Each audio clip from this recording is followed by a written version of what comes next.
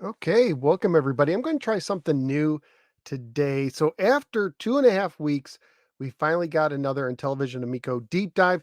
That is Shark.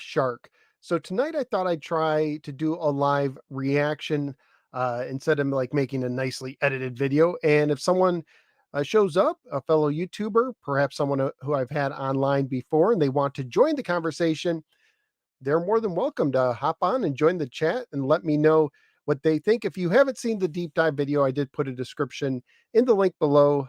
You could find it on Intellivision's YouTube channel. So Shark, the original Shark was one of my it's one of my favorite Intellivision games. It's currently on my list. I've ranked 60 games. I've reviewed and ranked 60 Intellivision games, and it is currently my number 8 game out of the 60 games I've ranked. So the original Shark I like, and if you followed my show for a long time, you know that I like sharks in general.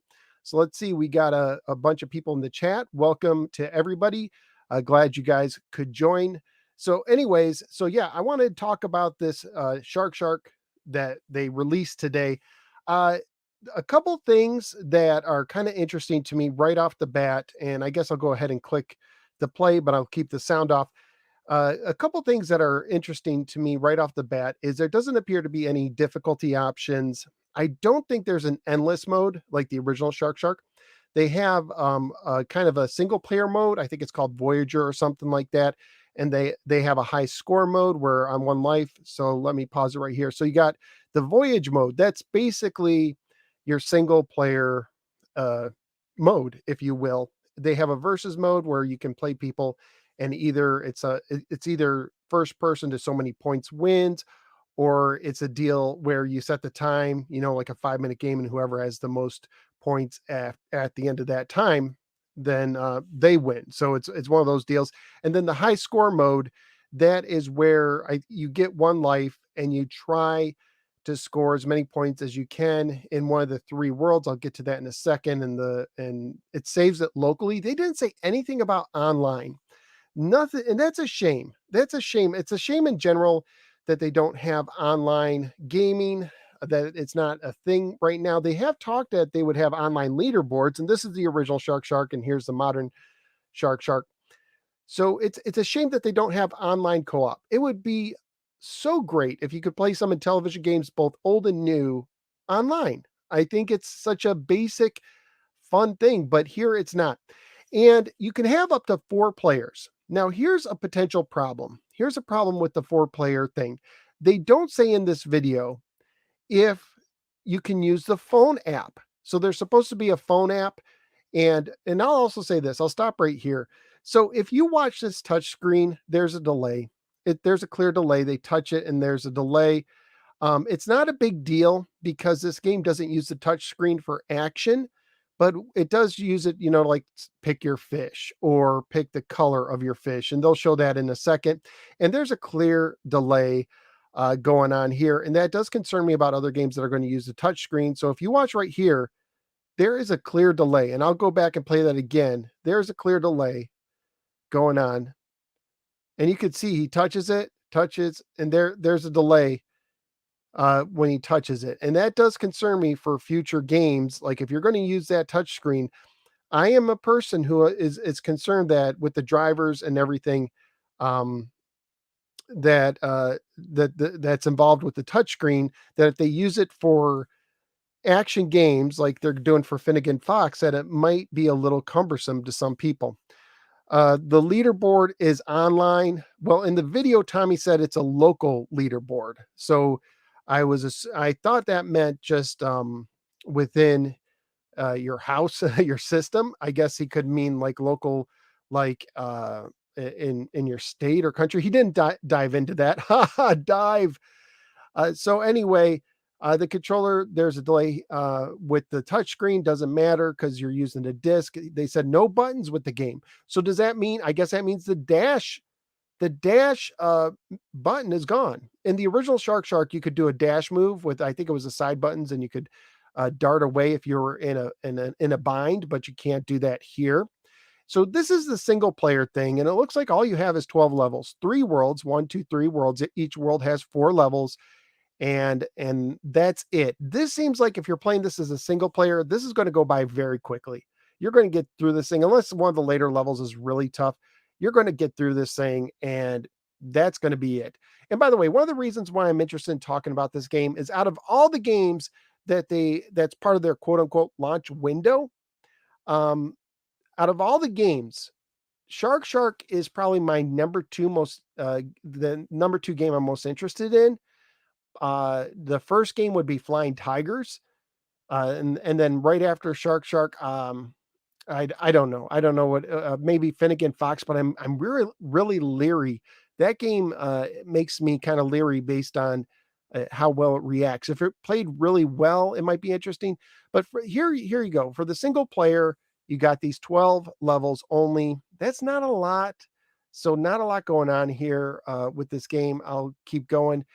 Yeah, Tommy did talk about worldwide leaderboards and now you can print certificates, but in this video, they didn't do it. So anyways, to get back to what I was saying before that I forgot about. So you can play with 4 players, and here's the kind of how the game plays. But you can play this game with 4 players, but they didn't say if the cell phone app, the smartphone app, will work with this game. I believe it was John Alvarado who said in a previous interview that the cell phone app will not necessarily be able to work with every game. And this is a game then I'm curious, will it work with the cell phone app? And if you do, will it play similarly? Will it play just as well? They haven't really shown in these deep dive videos any game working with the cell phone app. So if you if you wanted to play this game, if you're a parent, you bought the system for 250 bucks and you need to buy 2 other controllers to play it, that's probably adding another 150 dollars to the price just to play the 4-player game. And this game leans heavily into the multiplayer aspect. At least this version does. So here's the basic gist. So you eat smaller fish, you get bigger. If you don't want to touch something, of course, if you're not familiar with Shark that's bigger than you, if you lose all your lives, I think it is kind of cute. You turn into the skeleton fish while the other player is playing. You can find a black pearl for an extra life, which they showed in this video. You could get hints on your controller if you're the lowest scoring player. These clams open up and they show the pearls, which are shown in the middle, that either give you points or extra lives. And there's 3 clams, I guess, and the controller will shake and say, "Hey, go to the pink clam or go whatever. This is going to be where the next pearl shows up." You could collect this bubble shield, and you, of course, if you are familiar with the original Shark, you can nip the shark on the tail. They didn't show if the shark ever gets knocked out like the original Intellivision version. They never showed that. So I don't know if that's a deal because, like I said, the original you could do a dash move. That doesn't seem to be the case here. So let me see what else. Let's see. Kev Gret says Feeding Frenzy 1 and 2 are much more fun and $5 on Xbox Live. I haven't played those, but I do like these kind of, smaller thing. You eat stuff to grow bigger and become, work your way up the food chain kind of deal. I do like that thing. And I want to show this right here. Notice that I don't know if this is because of the video I did, but notice that they're no longer showing the controller right next to the actual TV screen like they did before. They're doing a picture-in-picture thing, but you can't sync it up. So I wonder if they're doing that because, I was showing some of the lag and other videos before me have shown lag or perceived lag, I should say. Every game has lag. Every wireless device has lag. It's just, is it discernible? Is it noticeable? And yes, I know everyone who's gone to the events claim that there's no lag, except one person did tell me I went to the event and it did feel laggy to me. It's something I would like to get my hands on and try for myself. Different people perceive lag differently, but it was interesting to see them do this picture-in-picture thing. They're not going to, I don't think in these deep dive videos, I doubt that they're going to put the controller right up to the screen because whenever they do that, someone points out lag and noticeable lag. So I don't know. So you don't know what's going on there. Okay. Let's keep going here. So here's the video. Here's the basic gist. This is a 20-minute deep dive, and I'll be honest, I think it kind of went long. I was watching it, I was interested, but after about 10 minutes, I kind of got bored. If I reviewed this game, like when I reviewed the original Shark, if I reviewed this game, it would probably be a 7-minute, 5 to 10-minute review. Probably, I'm guessing the 7-minute review if I ever did do Amico reviews or whatever. So let's see, what else do I have in my notes here? Oh, one thing he said, hey, Tony, if you want to join the stream, I think I sent some people who were on the show before a link. Oh, he's here. Okay, let's add him to the screen. Hey, Tony, welcome. Hey, what's going on? I didn't even actually watch this video yet, so I'm in the Oh, dark here. you're in the dark. Okay. So let me just tell you, first of all, I haven't seen any stolen assets. So that's a good thing. And I don't know if you heard what I said previously, but let me scoot back here. They did a picture in picture with the controller. And I'm sure you're aware I did a video where I kind of picked apart the potential lag I showed. And they're not showing the game actually being played with the guy, pressing the disc. This is a disc-based game only, apparently.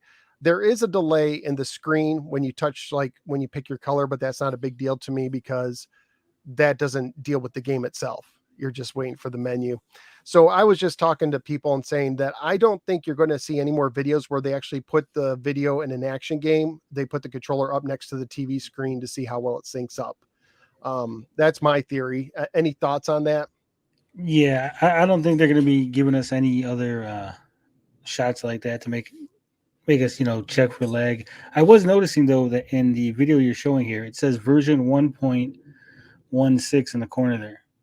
Yeah, it does say version 1.16. I who knows? I don't know what that means. I mean, obviously versions, there's a 1.15 or 4 or whatever. So I don't know if this is the final version. Obviously, you would hope when someone gets this actual game downloaded on their system, well, it's actually included in the system, that it's not going to say that in the corner. Well, yeah, that's what I was getting at because usually when you show the final build, that isn't in the corner. So I'm wondering if this is even the final build of Shark Shark. That's an interesting point. Yeah, you'd think by now that they would be finalized with this, wouldn't they? They should be, right? Yeah, I would think so. So yeah, I was just talking about this. Have you ever played the original Shark Shark? Yeah, I played the not on the original hardware. I played it on the DS. Intellivision lives. And what did you think about the original one? I mean, that's the DS version, which is it kind of captures it, not exactly the same. The original was slow, plodding, kind of boring. Kind of boring to you. I kind of like the original myself, but I also played it with the original Intellivision controller. But when I played it on the DS, it it uh it it, it copied it okay for a D-pad kind of deal instead of the disc. I will say that I don't know if you're aware, but there's a dash feature in the game in the original one where you could hit a button and you could go faster. So if you're like really in trouble, you hit that, you dash away. That doesn't appear to be the deal here. I don't think that's going to be in this game. They also said that, and this is something I was going to talk about next. As you get bigger in this version, you get slower. This is part of their Karma engine, which is not an engine. And and Tommy even said in this video, like he's like, this is part of our Karma engine design.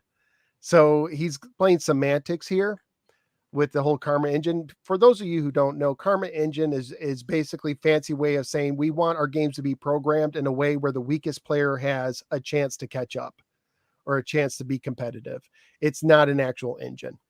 So their Karma engine is to make you bigger. When you get bigger, to get a little bit slower. That's part of the deal. And also, if you're in the lead, the shark's more likely to come after you. Yeah, Tommy and I believe John Alvarado said it's a philosophy, a design philosophy, not an actual engine. But I'm wondering if that's still in play on single player or how's Yeah, that going to work? well, obviously in single player, you would just be chased by the shark no matter what, Yeah, but because would you still be getting slower as you get bigger? that's what they made it sound like. Yeah, which actually, to me, as someone who played the original Shark Shark, uh, I don't want to get slower because when you're bigger, you're a bigger target, and that just being bigger makes it more difficult. So I don't know if I like that design, but that sounds like what they're doing because in the video they say when you get bigger, you get slower. Let's see. Mike says, were these deep dive videos recorded at the same time? It feels like it. I don't think so. They use the same pair. They use a similar set. This was different too, because if you check out this shot, Let's go back a second because it shows John and Tommy on a couch with a TV behind them. In previous videos, the TV was kind of in front of them, like they were looking at the TV in some cases. So I don't know what the deal, why they're doing this. Again, I don't know if this is to hide, the thumb, the hitting the controller and what's going on screen. I don't know why they're doing it this way. It's an interesting look. I'm not against the look, but I do wonder why they did that. Any thoughts on that? I think that they had the same kind of shot in the other video. I believe maybe in the Tank Tank video. Yeah, I know they had like a similar, I remember this couch. So, but I also remember like there being shots where like they were facing the screen as they were playing. I mean, it's not the biggest deal. It's just a design thing. So I think what they're doing is they're going with the theme, and because they all start the same way. Tommy introduces John, make a joke about his facial hair, his mustache, and then at the end of the video, it's cheesy humor, which I'm fine. I like cheesy humor. It's kind of dad jokes or whatever. So I want to see, is there anything else you want to talk about before I go on with my notes as far as anything with the shark Yeah, stuff? I think this is a real missed opportunity here to have children playing it. I mean, this is supposed to be one of the favorites for kids. I would have had John and Tommy step aside and be like, you know what, we're not going to play this game. We're going to show you some kids playing the game. That's an interesting concept, or even have like them play with like their nieces or nephews, or, I know Tommy doesn't have any kids himself, but it'd be interesting to see them play with a kid because so far in every video we've seen Tommy um, basically be a better player than John. That's been every video. And I think Classy Gaming Fun made a video today where he theorizes that John does that for job security. that he's saying it's a smart move. You're letting your boss win. But yeah, for something that's supposed to be with family, yeah, I think getting some kids involved in these deep dives would be a good idea. Any other suggestions you have for these deep dive videos? I mean, if I was doing it, I would set the game up, set the TV up, uh, have it almost like hidden camera recording, and it's we let some kids in a room with the Amico, and Oh, I mean, was that the Folgers crystals or whatever, or Taster's Choice with the coffee? Like we replaced their coffee with our crystals. Let's see what they think. yeah, So that'd be interesting. What other suggestions would you have with these? probably shorter. You definitely don't need 20 minutes on Shark. Yeah, I agree. I don't know if you're here, but I said if I was reviewing this game, I probably could do a full review in 7 minutes, maybe Yeah. less, because they just take their time. And there's the ink spot, which probably came from Mario Kart inspired. Maybe Mike says, I don't know about this. Maybe they did that and it didn't work. I think he's talking about hiding the kids in the room. I don't, I'm going to say that people have said that they played it, that they like this game. So I'm not going to, uh, they're not going to, I think they could get kids to like this. I think they could. Now I don't know how long Shark would keep their attention. This seems to me like a game that a kid might play for a half hour to an hour and then be okay not playing it for another month or so. But when you have multiple players, it does make just about any game better. That crab had a weird shadow underneath it. Like, Well, one thing about the crab, I don't know if the shadow has to do with it, but one thing about the crab, and this is similar to the original game. In the original game, when it jumps up, you couldn't touch it; it would kill you. But right. when it falls back down, if you're big enough, you can eat it. So he does flip over, and when he flips over, you can eat it. I thought that was cute. Let's see, name another dollar store game that got a deep dive like this. I mean, it looks like, what do they say? These are $10 games, Yeah. basically, or less. I mean, it doesn't look like a $50 or full-fledged title, but it looks like a game I could play for an hour or two. And then maybe after that, I'd be bored. But I agree. I think the deep dives on simple games like this just kind of go long. And I was telling people before you came on that I actually kind of got bored watching it after a while because I already understand Shark, and somehow they stretched it 20 minutes. Let's see. Go ahead. I was gonna say I'm looking at the background animations and some of the things. Like you could see the lighting is kind of weird. Like it's not consistent where the shadows are coming from, and then you had the octopus where it looks like it's in the background, but then its tentacle kind of floated into the foreground. Hmm. Yeah, it's an interesting design. I mean, honestly, the graphics don't bother me too much, but it totally feels like Finding Nemo. Oh It yeah, I really think that does. was done on purpose. Like the shark design and obviously using the clownfish. Uh, I mean, it looks better than the original television version. It doesn't wow me. I don't mind the cartoony looks. I know some people would rather have pixelated style graphics. And here comes a jellyfish because I guess a lot of the levels will have like one, not a sub boss, but another kind of bad hombre to use some lingo that was used by Tommy. But there's another person, like there's an orca in one that you just avoid. So it's just more obstacles. Do you know what this reminds me of though? This artwork a little bit is those hidden object games where you're Yeah. like trying to find something. That's what this reminds me of. I played some of those hidden object games and like I'm looking for like a phone booth somewhere in this in this picture is what I'm thinking of. The graphics I guess are okay. They don't and they Go ahead. I was gonna say yeah, the graphics are okay, but I mean, I would have went a little more cartoony for this game. Yeah. Like the shark almost feels too realistic. Like it should have been more exaggerated. Yeah, I do like the band-aid on his tail. They that's a nice little touch on one of them at least. So this is Shark Shark.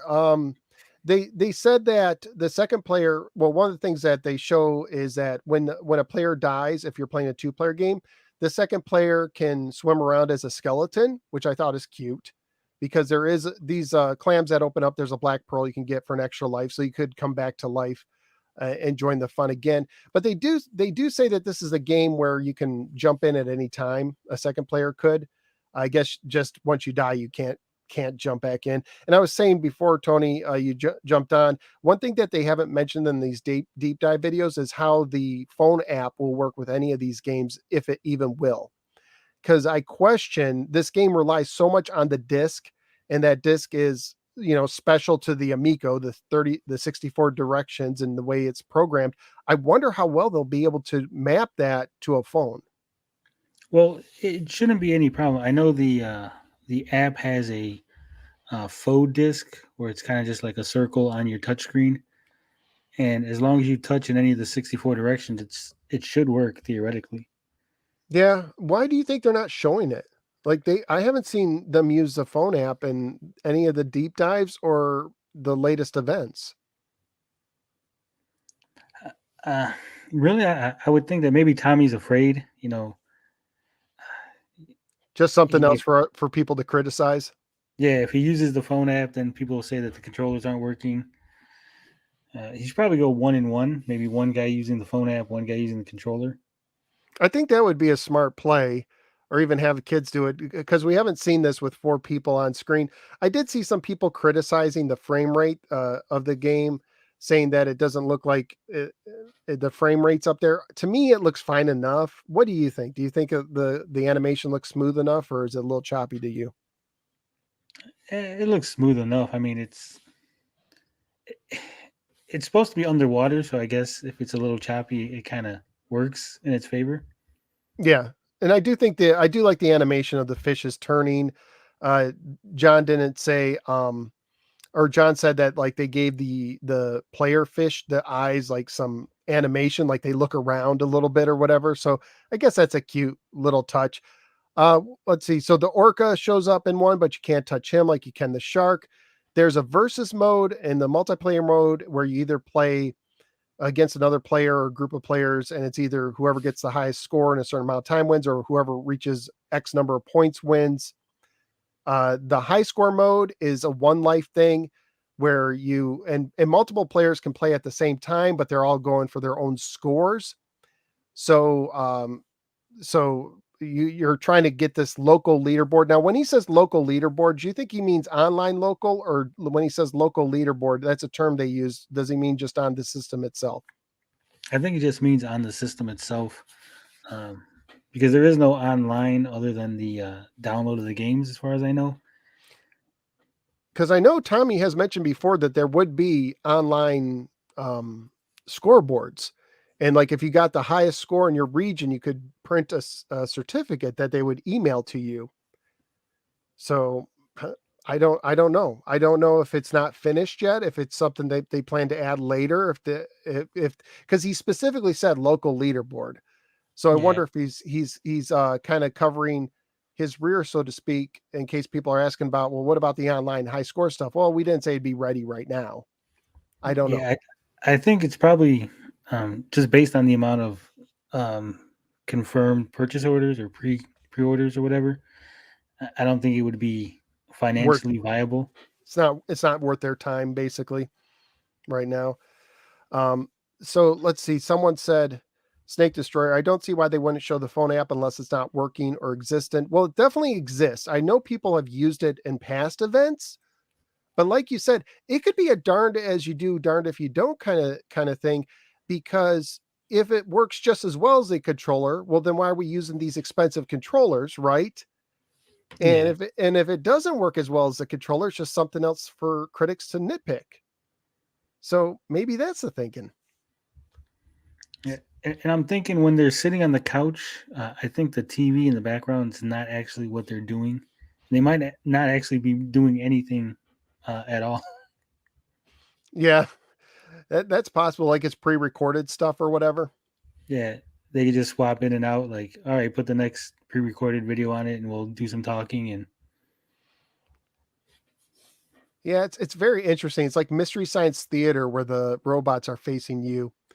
Let's see. So Saberwolf has a good question. Why didn't they show that missile game? So Missile Command, they took a poll, and the first vote getter was Battle Tanks. Then after that was Astro Smash. That surprised me. I'm like, why do people like want to see Battle Tanks, which has barely been shown more than anything, and then Astro Smash, which has been shown up the wazoo second. I didn't understand the voters' mentality there, but whatever your opinion is, that's fine. But next up was supposed to be Missile Command and then Shark Shark. And it was supposed to be every 7 days. This is 2.5 weeks later, and it's the other game. They said Missile Command's coming next. You have any theories why they swapped out the games and have taken so long? it's quite possible that they found something in Missile Command that maybe shouldn't have been in there. Uh, I think after the, I was going to say Battle Tank fiasco, they went back over everything with a fine tooth comb and probably found some stuff that might be iffy. I also think they put their thumb on the scale as far as the voting goes. Yeah, you think so? How so? How would they Well, influence that? as far as I know, anybody who has a Facebook account, whatever, could vote, right? Technically, so Hmm. they could have told their employees, "Hey, these are the games that are ready. Vote for these particular games." Yeah. Let's see. So good point. Double-edged sword with the phone. They're selling controllers, not the phones, which they haven't. Have they announced the price of the controllers yet? $80. $80 a controller. That's crazy to me. That's a lot. I know modern controllers for systems tend to cost a lot, but $80 just seems like a lot. Um, Yeah, and that was one of Tommy's talking points too. He was saying how much cheaper his controller was going to be versus a Xbox controller or whatever. yeah, yeah, but it's $80 for a controller, which I don't know that if they officially announced that, or is that just what showed up on like Amazon in the UK or something like that? I'm trying to remember. It was on Amazon Germany, and then Tommy confirmed on Atari Age that that was the correct price. That's a lot of money. And I do hear people say, well, maybe you shouldn't have created such elaborate controllers because maybe you could have done cheaper controllers. The system would be cheaper, and I would say maybe you wouldn't have put any potential lag issues because when you throw a touch screen, that's one more thing that has to process. Let's see. Oh, Wow. let's see. Missile command. What were you wowing at the menu screen? Yeah. Why is there a menu size option? So Like, in the video, so here's the menu screen, and as you guys can see, you could turn up and down the sound effects, the music, the menu size, which to me was kind of weird because it's not just the menu size, it's the placement of names at the top where it says join now. It's like everything. And they said it's because different TVs cut off different things.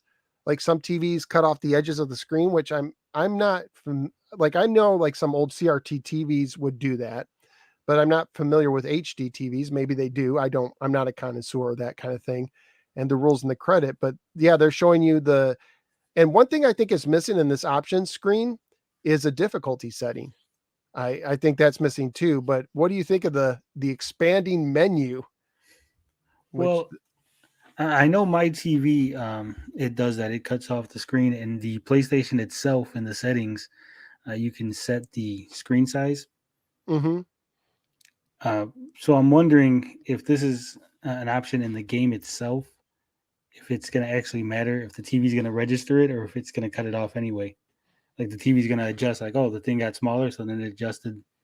Well, it seems to be just adjusting. Like the background's the same, so I would assume it wouldn't matter because like the plants aren't changing. It's just it's Just just the adjusting. UI.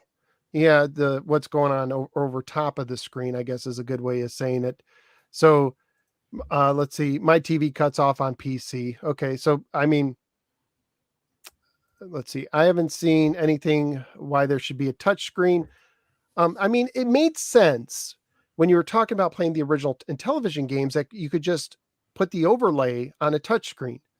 That made sense because in the DS game, that's what they did. They put the overlays on the bottom screen, and in some cases, it worked fine. So for the older games, it works, but uh, yeah, I don't like using the touch screen. I don't mind using the touch screen for like pick your color.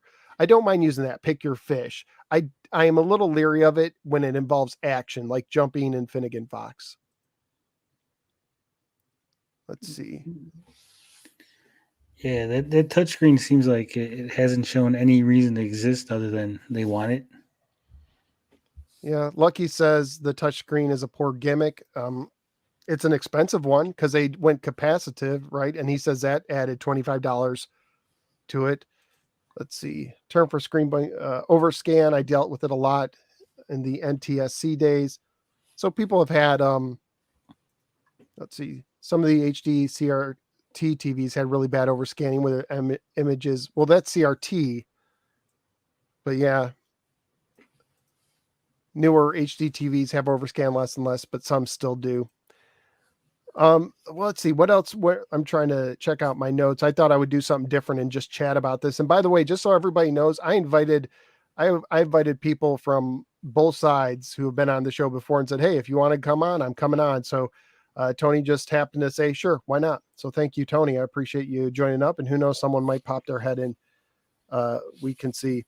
So they do a thing where every time a player is added, so in order to pass around in the Voyager mode, the actual main game, you have to eat a certain number of fish. Like they were showing 40, and they said basically a new person adds that's 10 more fish. So now the goal is 50, but you share the goal.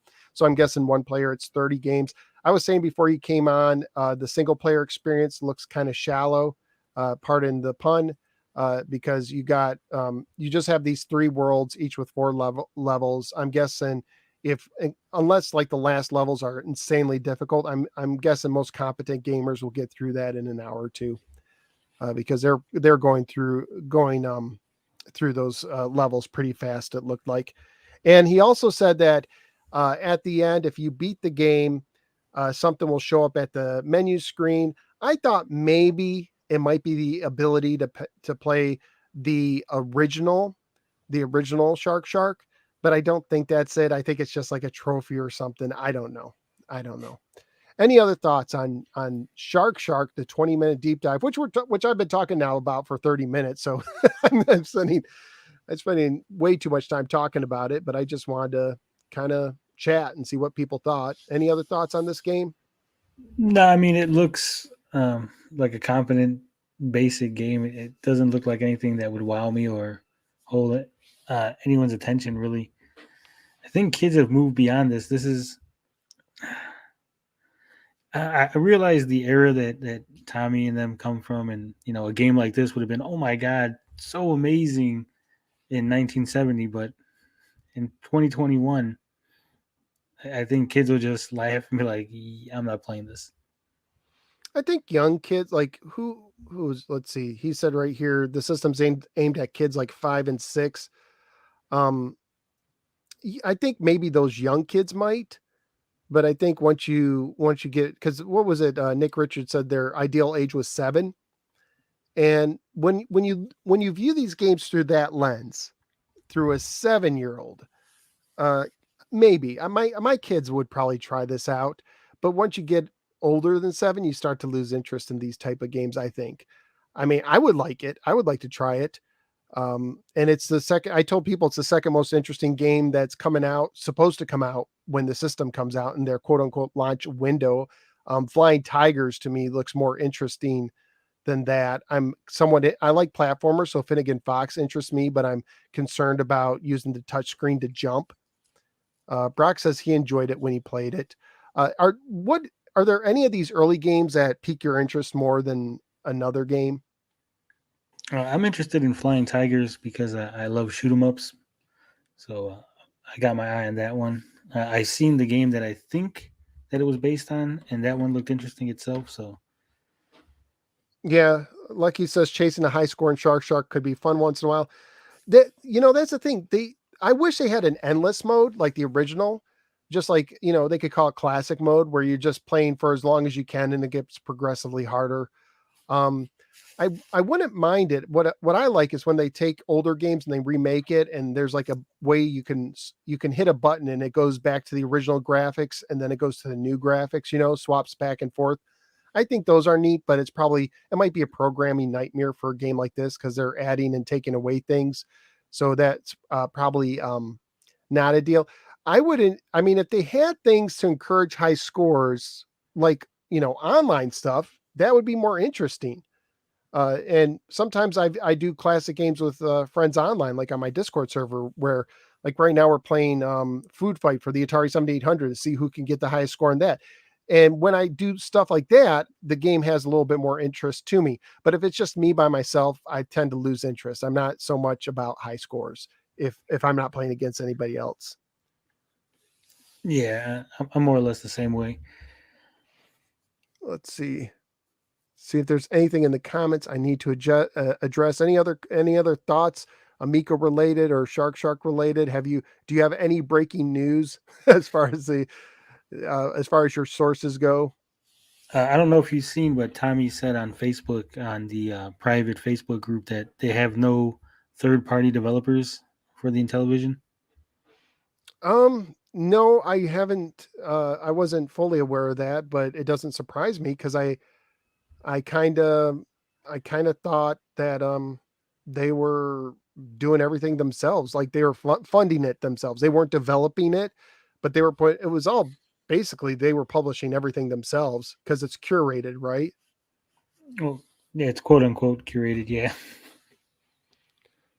So go yeah, on. but he described it as 1.5 um, party development that they pay the developers a sum, and then they provide assets like art, music, sound effects, and make the game more Amico sized, if you will. Yeah. And Tommy also comes across with the Amico, it being his baby, that he's the kind of guy who I could see him the developers are doing all this planning. They're talking about the game. They've had all these meetings, and then he comes in for a lunch meeting one day and says, "Hey, why don't you throw this in the game? Or why don't you do this?" Like he seems like a very hands-on guy, which could be good or bad, but he seems like the kind of guy who likes to stick his fingers in everything when it comes to this. So I could see him kind of really trying to tell people what he wants in it. That's just how I do. Let's see. So Brock was asked that he played the Amico. He's asked if he noticed any lag. I didn't in Shark. It's aquatic, so the delay seems normal. Astro Smash had rough, I guess, a fifth of a second lag. Doesn't work so well in 2D space shooters. Well, thank you, Brock, for being a person who said I played the Amico and there is some lag, even if it's minimal, because everybody else has been giving me a hard time saying there's no lag. Everyone said who's played it said there's no lag. I think it depends on the person. Let's see. Here's a question for you. Could you give a ballpark range of what Tommy paid for to buy Intellivision? Ooh, I couldn't even hazard a guess. Because he didn't buy the Intellivision, but he bought Keith Robinson's share, right? So Right. he doesn't like own the whole brand. He owns the share that Keith has, and he's used that to help create Intellivision Entertainment. Am I getting that correct according to your understanding? Yeah, that's how my understanding goes. And like I said, it is five LLCs. Uh, why it's five, I don't know, but that's what they did. One, I believe, has the original Intellivision rights. One is for the current Amico game rights. One is for the hardware itself, I believe. And I don't remember what the other two are named. Oh, Brock says a fifth of a second lag is significant. It ruined Astro Smash for me. So some people played Astro Smash, said it was fine. Here's the deal: is when like he brings up the underwater thing, you're underwater, so you expect some lag or whatever. If every game has momentum, that could be a way to cover up lag. That could be a way to, because because the Astro Smash is supposed to use inertia, right, or something like that, and That's what that they could claim. and that could help cover it up. Because my theory, and it's unproven, my theory is that there is, for someone who's very sensitive to lag, there's noticeable lag when using that controller. That the way the controller is set up with the touchscreen, that the communication with the system, there's just this slight delay that some people aren't catching, but some would. That's my theory. And they haven't figured out a way to get it more one-to-one sync, kind of like they did with the Wii controllers, with the Wii Motion Plus or whatever. And just a theory, it's unproven, absolutely unproven. Let's see. You didn't get a chance to test Missile Command, right? So he's talking to Brock. So, hey, Tommy's here.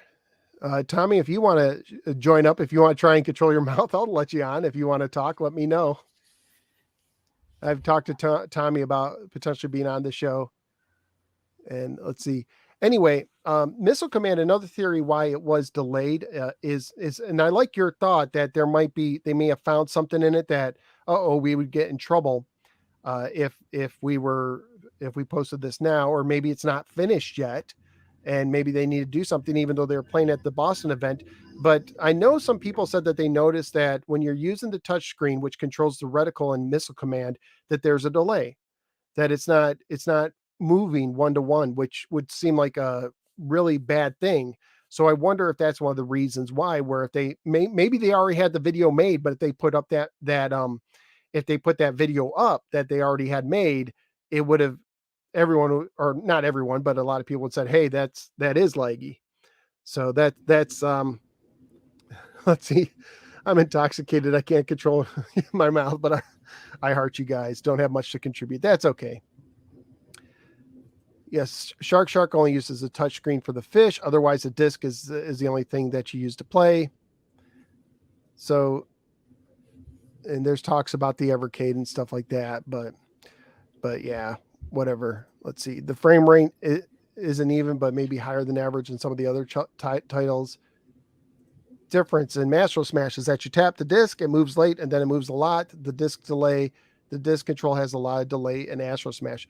So I'm the kind of person, I don't know about you, but I'm the kind of person, Tony, when I notice a flaw, like for instance, my vehicle, I got one of those days I was hit by a piece of gravel just flying, and it created a small chip in my windshield.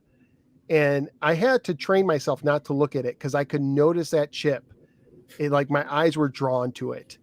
And I wonder if some people, if they play the Amico and they notice the delay, if they finally do notice any lag or delay, if they would have a hard time letting go. Be like, oh, Yeah, I notice it now. it's probably one of those situations where once you notice it, you can't unsee it. I wonder, yeah, I totally wonder if that is, and I'm willing to give it a chance. And obviously you're going to get a chance with it because you pre-ordered the thing. So I'd be interested to hear your thoughts when you finally play it and hook it up. But I say these things because this system is being sold to most people right now without them having a chance to touch it. Yes, they've had some events, but most people, most gamers out there, they have not had a chance to put their hands on it, and they won't before it shows up. Well, I'm guessing that they won't because these events have just been last second and here and there, and they haven't announced any events since then. So the reason why I say this is because I want people to have all the information they can if they're thinking about buying the thing. And if they decide to buy it, more power to you. And I would give a chance to. Now, you haven't played it yourself, have you? I know you have a shell, Yeah, I haven't played the Amico yet. but you bought the shell, and I think that was hilarious that you decided to autograph it yourself because all the big people over there autographed it too. I know it drove Max crazy. That was hilarious. But I'm a person who says, hey, with the Amico, I would say to the average consumer, try it before you buy it. That's what Tommy says, right? Would you guys just give it a chance? And that's what I would say. Try it before you buy it. Yeah. Um, Part of the thing for me is with the events that they've set up, we don't know what these event Amicos actually are. If they're retail versions, do they have better chips, worse chips? Do they have all the parts they need in there? Yeah, I mean, because I was thinking, because I think I was talking to Saggy on one of the streams. I think it was the Boston one with Creep and Saggy, and I think she mentioned, I can't be for sure, but I think she mentioned one of them was a finalized unit, but the other was a developer's unit or something like that. And don't quote me on that because I'm not 100% sure. I'm not 100% sure. Hey, Saggy's here. You want to jump on, Saggy? I thought you had a stream, but I'll send you a link if you want to join up and you can answer this question. Let me see if I can invite her. Both were dev units. I'll get her take because Segi, she is the I saw that she was having a stream at around the same time. So Segi, I'm going to tweet you the code and you can hop on board if you want. So we'll do that. Yeah, perfect timing. You've talked to Segi before, haven't you? Oh, I talk to her almost every day. I can't get rid of her. You're the stalker. So I'll see if she jumps on. So check your Twitter messages, Sagi. And anybody else who's been on the stream before, you're more than welcome to hop on if you're interested. All I ask, of course, is that people keep it clean. And I'm curious if Sagi had a chance to see the shark thing and what she thinks of it. So she says they were both dev units. That's what she said here. So that's a dev unit. I know they talked about putting kiosks in a place like Walmart, but it wouldn't be every Walmart. I'm going to agree with Lucky Day here. The Amico could have been so much better if they designed it with the retro gamer in mind. Oh, Segi's here. Let me add her to the stream. Hi, Segi. Hello. I was lurking and I heard my name and I said, "Ooh, I was mentioned." Well, I saw on Twitter, because I was inviting people who had been on before to see if they wanted to talk about this, but I thought you had a stream tonight at 10:30, so I didn't want to step on your toes. Oh, no, you're fine. So welcome. So tell us, so you're saying when you're at the Boston event, because Tony was saying, the event Amicos, he's curious if they're the same as what people will get when they buy one. And you're saying they were both developer kit Amicos. Yeah, those weren't the retail ones. And do you know if they at the time had any retail ones? No, the ones we've seen, the ones that we've only seen at these events were ones that were the developer kits. Okay, because I mean, it would be a very unethical thing to do or whatever, and I would doubt that they would do this.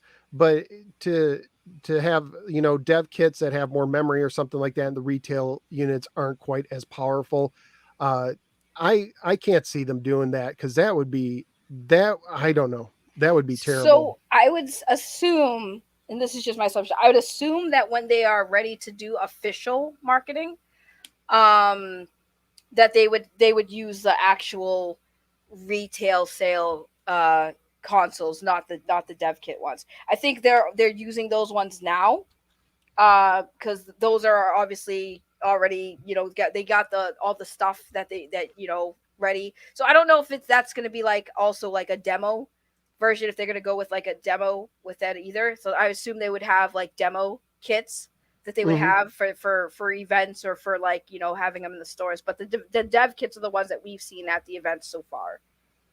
Okay. All right. Did you have anything to add, Tony? He just muted himself. Yeah. I heard Saggy say official um, events or marketing or something like that. When the company promotes it, tweets it out, talks about it, and has highlight videos of it, I'm pretty sure that makes it an official event. Well, I'm going by because I don't know like marketing like that. So I because you know they said like, well, the official marketing hasn't started yet. That's all I'm saying. Well, I'm just using common sense, and common sense says when the company's promoting it, tweeting about it, talking about it, putting videos up about it, and showing investors clips from the events, I'm gonna assume that that would be an official event. I think Yeah, I it's a think safe assumption, Sure. right? Again, I'm not a marketer. I don't know marketing, so I'm just saying what was said to me that the official marketing, like the money that they're going to go towards actual marketing, has not started. That is And what I was. the second thing I was gonna say to the point about the dev amicos, from my understanding, they had to change some of the chips, and they had to um, change around something because of the not passing, but failing the FCC compliance.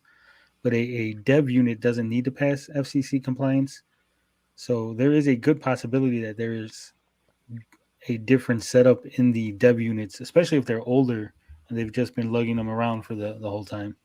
so. Are you saying like, and I wouldn't be surprised if they have been using the same units for the most part over and over again. That if Tommy has, these are the units that go to events. Are you saying that they failed an FCC test? Because I hadn't heard that. Yeah, Tommy himself came on Entire Age. He said the first time they went to FCC, they failed the test. Oh, I missed that. So then they would have to switch something around to pass the test, because I Yeah, know that because that's one of the questions people have had when they said they're going in production. Have you passed all the FCC testing? And I know Tommy said, well, you don't need to pass it to start development, but that would be a terrible decision to produce something that may have to be recalled. yeah, because I believe it was last summer he said that they were going in for FCC testing, and then he got real quiet about it, and then months later they asked, and he basically admitted that yeah they had failed one of the tests, um, and then again he just got real quiet about it and never brought it How long back up. ago was it? Say about a year ago. No, well, they might have corrected it. They might Yeah, have. They but just haven't said anything. it's not on the FCC website yet. And what I'm saying is, if the dev units that they're using at the events were developed prior to this FCC failure, anything new would be different because the new ones have to pass FCC compliance, the retail ones, but he wouldn't have to fix the dev units because they're just dev units. Right, and like for once, I agree with Mike Garcia when he said dev units aren't consumer grade, so that makes sense. Yeah, I'm just interested to see when unbiased people get uh, retail units, what their thoughts are. I'm really curious to see, and I would like to test it. And I think I was saying this before you came on, Segi, was I was just telling people, with some of the questions surrounding the Amico, I just really encourage people to try it before they buy it, Mm-hmm. and give it a fair shake. And I think that seems reasonable to me. I just wish it was more accessible to the general public, but maybe it will be. Like I said, Nick Richards talked about putting kiosks in certain Walmarts, that they couldn't do it everywhere, but they're going to What the put in heck is that? something. Oh, so Sorry. that's okay. So I would like it. It would be cool if there was a Walmart by me that I could go actually try the Amico out. I'm also curious how long it could hold up to the stress of being in a store, having kids, snot faced kids touch it all day long. But I mean, that's your target audience too. So that'd be interesting as well. Did you get a chance to watch the Shark deep dive yet, Sagi? I watched a bit about it, but I played Shark, so I was just like, I already know how it works, so I didn't really So watch it. just curious. So Muzzkind, he's like a follower of my show. I don't know if he follows the Amico a lot, but he said, 20 minutes of watching Shark felt like 15 too much. 15 minutes too much. Looks like a fun game to play. I'd pick it up for $10 on a system I already own, is what he said. And I was just talking, like, I was watching it and they did a 20, and I'm being a hypocrite because I'm talking about the thing for almost an hour, but I just wanted to chat with people. I'm all about chatting. But I did think that the 20 minutes for Shark was a little bit too long. I don't know what you think, but you get the game pretty quickly, don't you? Yeah, it's the Shark is really like a pick up and play type game. It's kind of, self-explanatory. Eat the fish, eat other players, and avoid the sharks and all the other like things. But there were actually some things I started watching a little bit because there were some things I actually didn't know.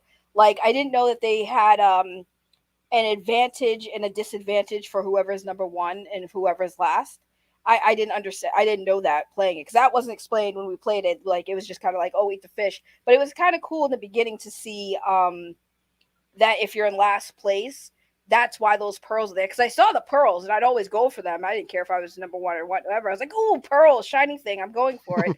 And I didn't know that the reason why that was. It was mainly for somebody who was in last place to grab. And then I also didn't know, but it makes sense now that if you're in first place, the sharks will usually go for you. And I didn't even realize that was a thing. So I was like, oh, that's interesting. I didn't even know that when I was playing it. I was just trying to avoid the sharks. I just thought they would come across the screen and you just avoid them. But I didn't know they actually targeted whoever's the top fish. So that was interesting to find out. Yeah. And that's why some people got the little. Now, did you notice on your controller when it shook? Because it's supposed to shake to tell you look down and it'll show you which oyster the pearl's coming in. Did you notice that when you were playing it? I didn't because I was always first. I was always first. I'm really good at that game. Now, were you guys playing and maybe, I don't know if you were thinking about it, so maybe you don't know, but were you guys playing the version where you're trying to play through all the levels, or was it just a competition mode? We played through multiple levels. And how far did you get? I think I was playing to I think maybe level 4, and then I went to go let somebody else play. Okay. And you have any idea what the special thing is that Tommy was hinting at that happens if you beat the game? Wait, what was it? Tommy says if you beat the game, something will show up on the menu screen. I was thinking it possibly could be the original game. You could play the original game, but it might just be like a trophy or something that shows up to say, hey, you beat the game. Because when you get, one of the things I didn't mention, when you get far enough in the game, like there's different sharks. I think there's a different shark in the 3 different worlds. And when you reach a shark, he swims in the background of the menu screen. So like they had 2 because they reached 2 of the sharks. So no one. I don't think no one has played all these games to completion. So nobody at any of the events that has been out has had time to really beat any of the games to the end. The only thing is, at one point we did see a later stage in I believe it was Astro Blast or Astro Smash. We saw a later level and we saw how difficult and crazy it was, but that's as far as we've gotten to see and play, and only like a few people got to play that. So I don't know if there's like a special thing at the end because no one's beaten it. Yeah, Way Out Gaming said a picture of Tommy as the reward. Like, could you imagine if Tommy Tallarico's face, and go ahead, put John Alvarado's face back there, are just like floating in the background among the sharks, just smiling at you. If I saw John Alvarado's mustache float around the back screen, I might lose it. Or even better, give the sharks John Alvarado's mustache. Right. You can customize them. That'd be great. I think that they should go ahead and you can buy fake mustaches like at Dollar Tree and stuff, and they come in 5-packs. They need to find someone who makes those fake mustaches and make it a limited edition Amico, and they might sell a couple more Amicos that way. Because it's so much talk about his mustache. Let's see. It's a great mustache. Yeah. Any other thoughts on Shark? Saggy? No, I mean, I thought it was fun. Is it something that I would play by myself? Heck no. It's not a game I'd play by myself. I mean, it's a fun game to play with like kids, especially. So, I mean, I think it's a fun game. I honestly, I will say this from the deep dive. I don't know if Tony knows this because Tony probably would, but wasn't there like a poll for games that people wanted to see a deep dive on, and that's why they do it? Because I was wondering why he was showing games that like we've already seen, because like, the tank one was one thing, because I didn't hear or even know about that game, but all the other games they're showing are games we already see. So like, was there a poll that was Yes, put up? there was a poll. I think it was on their Facebook page. They took a poll, and Battle Tank somehow came first. Astro Smash somehow came second. I don't know how, because one of those games we've seen so much, and the other we barely saw anything. And then third was supposed to be Missile Command, which they have displaced for the moment. It's supposed to come up next, because then fourth was Shark Shark. So I think all the scrutiny that has been given to these deep dives have called them to go through these games with a fine tooth comb even better, which good for them. I'll say this, I'll give them credit. We got through the Shark Shark deep dive, and I haven't had any controversy yet. Have you heard any? No, it's still early though. The week is still young. Yeah, until we find out that octopus was used in a sci-fi movie or something. Yeah, they're recycling old sci-fi effects. I will tell you this: a what do you call it? A no swear gamer exclusive. All right, let's have it. So I did receive the Finnegan Fox from Gen X Gamer. Mm-hmm. So I was able to scan that with my, RFID scanner, Mm-hmm. and I scanned the one that I have from my 8-pack. And the codes are different; they're not sequential. So there is a tiny bit of security in the RFID codes. Okay, so well, that's cool. And for all the scrutiny you've given them, you would say that's a good thing, right? Oh yeah, security is always a good thing. It's not a huge, because we haven't seen it actually function yet, but there is a little, the codes aren't in order. It is a random string of 10 letters and numbers. All right, so that's good on them. There is some security in it, and I don't think that's a dumb question, because I know like someone was talking about the security in the Slopes interview, and it was they were told that was a dumb question. I don't think that is. So it's good to know. It'll be interesting to see how easy, because I heard you could scan those things without taking them out of the package. Yeah. So it'll be interesting to see if that creates any issues where someone again buys the game and tries to load it. But of course, once you go offline, you have to re-tap it or re-scan it, they said. So let's see. That would be a big oversight. What are they talking about? I'm seeing that would be a big oversight, but I'm not seeing it. I think he's talking about the security. The encryption would have been a big oversight if they didn't do it. Oh, yeah. So anyway, any other thoughts before we end this little stream? Thank you for that heads up. I dig that. Any other thoughts on Shark Shark, the Amico?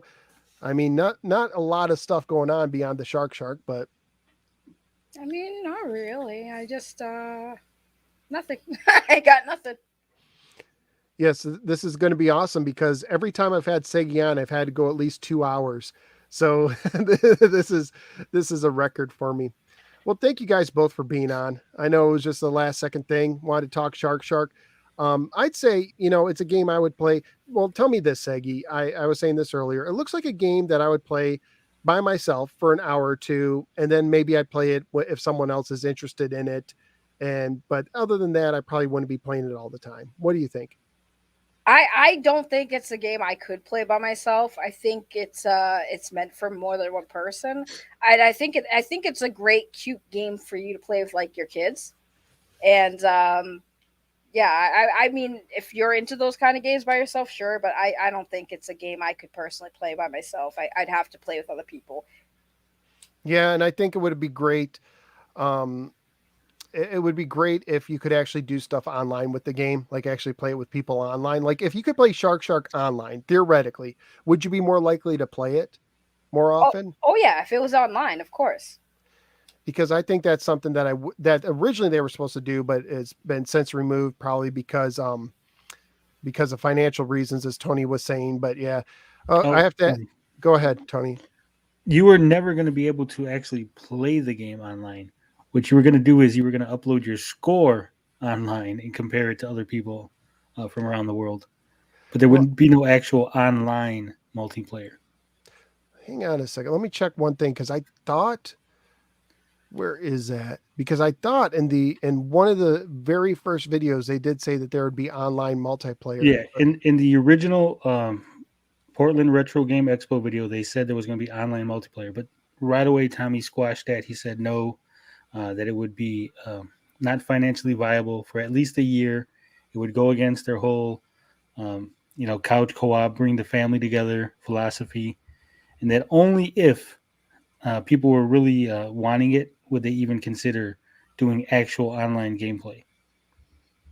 Yeah, it's a shame. It's a shame. I wish that online multiplayer would be a thing, and I think it could make a difference.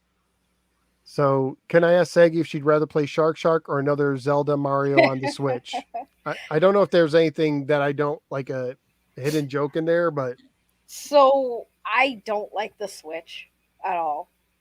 And I'm tired. Like I like the older Mario games and Zelda games, but like I just don't play them anymore. So like as much as it sounds like, and people will probably be like I'm full of crap, but like I'd rather play some. If I had a choice, I'd play Shark because it's new to me. Whereas like Mario and Zelda are old, and I don't really like the Switch controls, and so I just don't like the Switch. Nothing against Nintendo, but I don't like the way their controller is. It's very weird for me. I haven't played the Switch. I've always been a Nintendo fan, so I'd like to get a Switch, but I don't have one. So, but I've never played it, so I can't speak on that. The GameCube was my favorite. Like the GameCube was just when it came to Nintendo GameCube. Even my 3DS was okay, but all the games that I played on the GameCube and 3DS were like, the Zelda games, the Mario games of those times were fine. But nowadays, like, I'm not interested in Zelda or Mario anymore. Okay. See, I am. I play Zelda. I'm a big Zelda person. I'd play it if I could. Let's see. I don't think the Intellivision has the funds or resources to support online play. It's a big enterprise to undertake. That's from Ted. Yeah. What were you going to say, Tony? I was going to say, I got a Switch and it sits in the dock, unplayed, unloved for months at a time. Why so? Why is it unplayed and unloved, would you say? Well, because I got the PS5 and that's my mistress. I'll play that all day, every day. Okay, were you always more of a PlayStation person than a Nintendo person? Ever since the PlayStation 1, yeah. I was a Super Nintendo fanatic, and then PlayStation 1 came around, and I jumped ship. I became a Sony pony. Yeah, okay. I went from Nintendo, Sega, to PlayStation, to Xbox, to back to PlayStation. Yeah, I'll make y'all feel really young because I went from Magnavox Odyssey 2 to the Atari 7800, and then I got modern and went to the Sega Genesis, and then I was like a Sega boy until the GameCube. And then I because I didn't do the Dreamcast. Brock, consider having me on. Well, Brock, I'd love to talk to you because it sounds like you have some experience at the events. So here's what you do: join my Discord or go on Twitter and find me and shoot me a message. And absolutely, you could come on. I'll just see if there's anything else that we have to see in the comments. I don't know if you guys see anything or have anything else to say. And nothing. It doesn't look like much things. So I think Sega was the best. Nothing beats Virtua Fighter on the Saturn. Other than maybe the Nintendo 64. Yeah, we can get into that argument another day. So there you go. Let me get one prediction from you guys. When will the Missile Command deep dive come out? They were supposed to be every 7 days. They did that once. And then, well, actually, I think the first two were fairly close together. And then we went 2.5 weeks. When do you think we get the next deep dive? Christmas Eve. And when do you think, and here's the other thing, do you think, now Tommy said that they might have shipping information before the end of the year on the Amico. Do you think we'll get any shipping information before the end of the year? It'll be 11:58 on the 31st. You'll get that email drop. You're stupid. I mean, I hope so. When it comes to predicting, I think after the delay and stuff, because I was thinking, I was like, there's not going to be a delay. Oh, guess what, Saggy, this is a delay. I was like, crap. So it's like, I'm not going to predict nothing anymore, because if I'm wrong, I'm wrong. So I'm just gonna snip it. Yeah, the thing is, I've sadly learned, and I think many have too, not to trust Tommy when he says maybe something will happen, because he said, like, originally when they announced the delay, they're like, well, maybe by the end of the year we'll be able to have something. Maybe we'll have something by the end of the year. We'll get the founders out by the end of the year or something like that. And then it's like, well, it's not going to happen, but maybe we'll have shipping information by the end of the year. And now I'm wondering if we won't even hear that. So I feel terrible for the people, for the founders. I can't imagine what it feels like to have so many delays, and what it feels like to be constantly told, well, keep waiting, keep waiting, keep waiting. Who knows? Max might lose. Max might actually cry if there's another delay. I think Max, of all people, would probably cry for days. He'd leave YouTube for a while and just cry about it, and then I'd have to console him. You're Well, there is going to be another delay. No, there can't be. There cannot be another delay. Listen. What do you consider a delay right now? At this point, what would be considered a delay? If they come out with a date, right, another date, if they officially come out with a date and it delays from that date, it's a wrap. I'm telling you, it's a wrap. Well, I don't think they're going to come out with another date anytime soon. I think you're not getting them until the earliest, maybe October of next year. It has to come out next year. It has to come out next year. Yeah. Yeah, I don't. It has to. If it doesn't come out this year, I can't even be mad. I can't even say anything. Like, I wouldn't blame anyone, because it's like, it has to come out. Like, there is plenty of time now. This delay has probably given them plenty of time. It has to. And they said that they were. What did they say? They were moving forward with production. Nothing's been produced yet, but they're moving forward with that step. Like, please, it has to come out next year. They haven't. They said they started formal production, but they didn't ever say what that means. Yeah, Tommy didn't say what it means. DJC, I don't know if it was on his own or if he had spoken with Tommy or somebody, but he says that formal production doesn't necessarily mean manufacturing. Yeah, DJC on one of the streams, he said basically he said it so matter of factly, like he knew exactly what he was talking about. He goes, that doesn't mean it's in the factories. That means they got all the parts together and everything is together and they got everything lined up so it can go to the factories. And he said it so matter of factly that I was like, did you hear that straight from Tommy's mouth? The way he said it with such conviction, because everybody else is like, I don't know what that means. Well, I don't know. When I was told that the tank battle assets were paid for, somebody told me that with lots of conviction and that they had receipts. So, and then they took them out.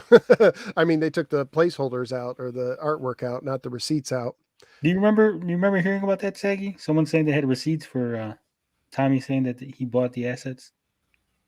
Who would say such a stupid thing? That person should get. That person Someone should get came yelled in my at. stream and said that. Who said that? Was God, whoever said that needs their head examined. That's awful. Yeah, but you know, Saggy, that there's crazy people on both sides, and there's people who will defend Tommy before Tommy defends himself. No, he's talking about me.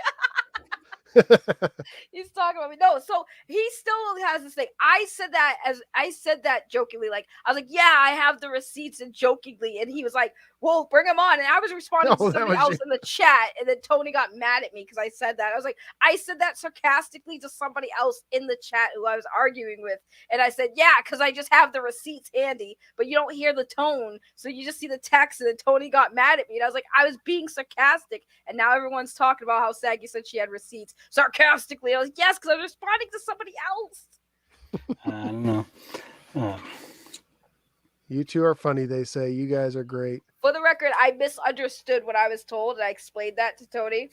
So what had happened was I had asked. No, sorry, not. I was told about the tanks thing, and I didn't understand what I was being told, because they're like, oh, I guess Tommy used something like art from another thing. So I was like, okay. So I asked Tommy about it, and he said that we pay. He explained to me that they paid another company to do the art. So I was like, okay, but I read it as they paid for those images. So I again misunderstood, and then I repeated that to Tony when Tony was talking about it. I said, "Oh, well, they paid for it," and then Tony was like, "No, no, no," and I was like, "Oh, I misunderstood, and that was my fault." And I even had to do a stream saying, "Yeah, no, I misunderstood what I was being told." And then Tony got mad at me and said, "Oh, well, no, you're just covering for Tommy." I was like, "No, no, no, I legit it was dumb and wasn't understanding the situation, and I repeated something that I had misunderstood and I read wrong, and I had to go back and reread it. I said, okay, now I understand what was being said to me. So my bad. It happens. My bad." Yeah, I mean, Brock, if you want to shoot me a message right now on Twitter, I'll give, if you're not gonna, if you can keep things family friendly, I'll let you on right now before I go. Otherwise, another time. So, uh, yeah, and sarcasm always comes out great on the internet, doesn't it?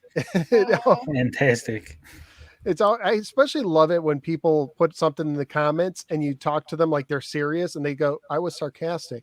And like, well, it's text. How can you tell? Tony was mad. I felt bad because I was like, "Tony, I wasn't saying it to you. I was saying it to somebody else in the chat." But he was like in no mood that night. And I was like, okay, clearly Tony's a little upset right now because he came for me. And I was like, my bad. I was just talking to someone else, and Tony was not having it that night. It's the first time Tony like legit got mad at me. Usually he doesn't get mad at me, but I felt like he was legit mad at me for once. And I was like, oh, sorry.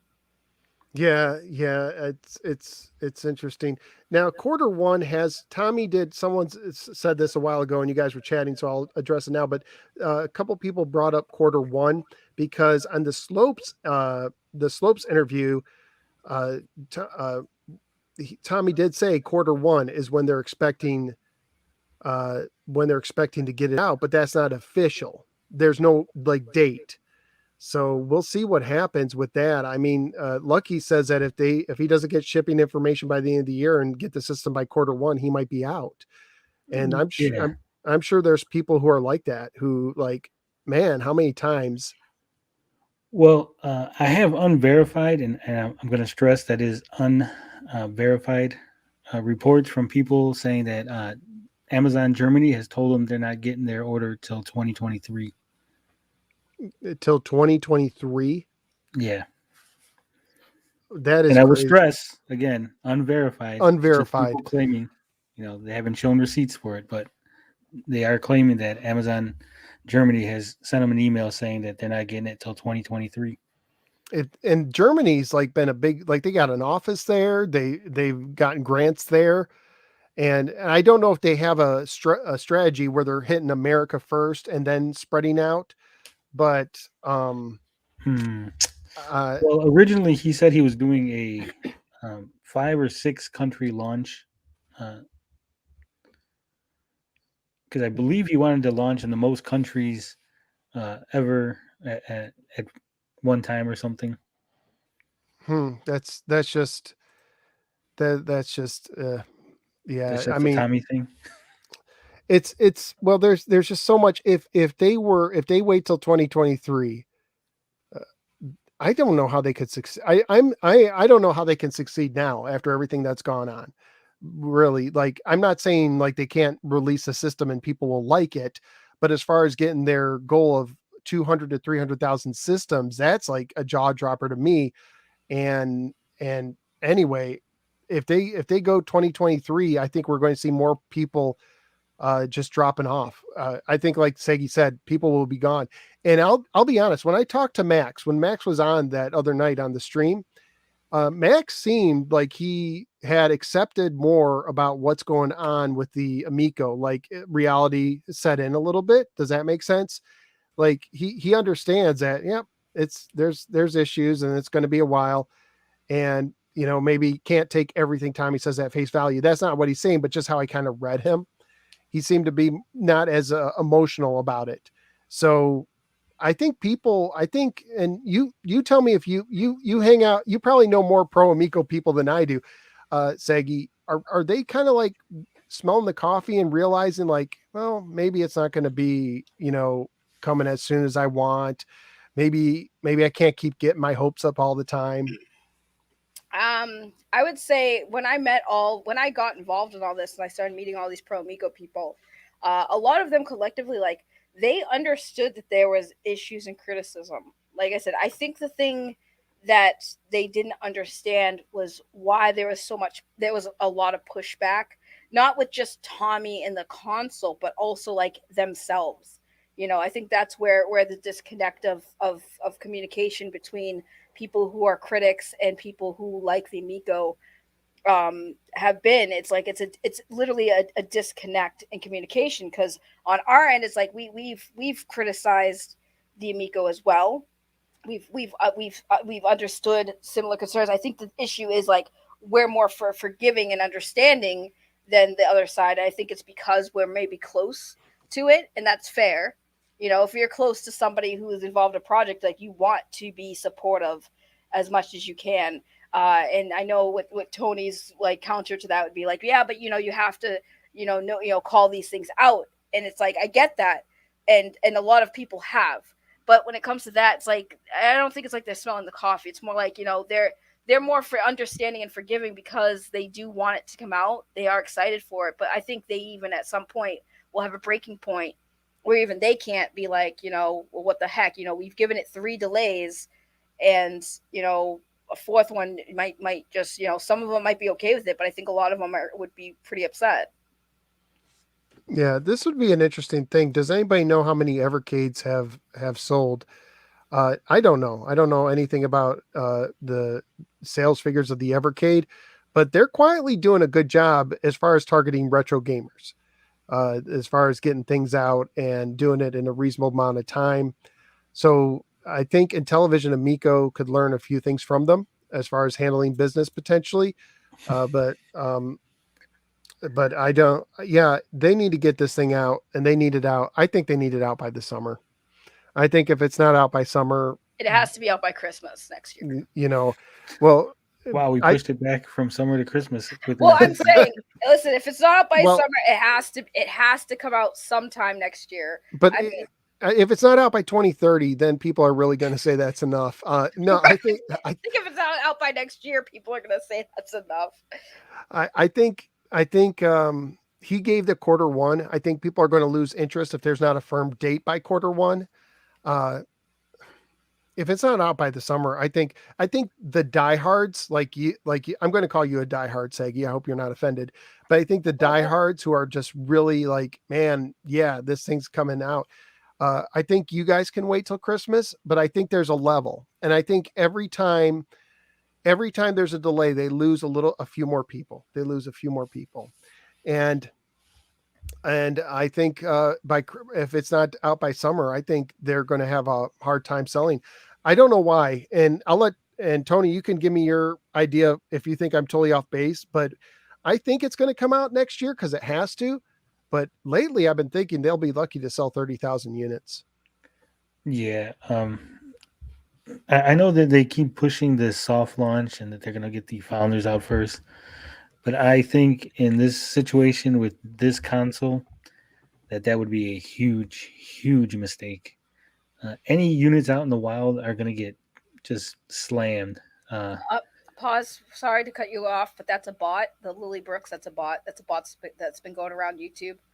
It's one of those adult link bots. Yeah. All right. If you could take care of that, Jim, for me, if you're modding in there, and if not, I'm gonna make another mod because I know Tommy was saying that there was some other people who man, you show up, Saggy, and all these things happen. I don't know what's going on. They've been going around, like, at least I was watching. I have Max's channel up on my tab here, and I just saw one of those bots, and they come in mine every stream. So yeah, they've been making their rounds.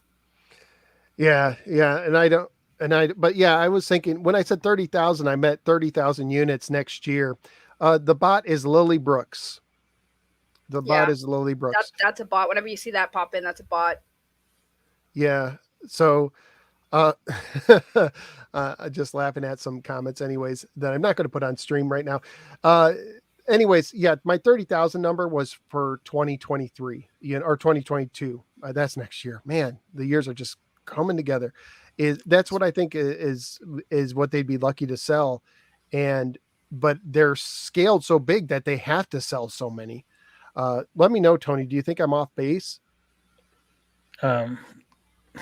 it's really hard to tell. I know, like I'm saying, if they do a soft launch, they're going to get a lot of negative press, a lot of bad reviews, and that could affect sales.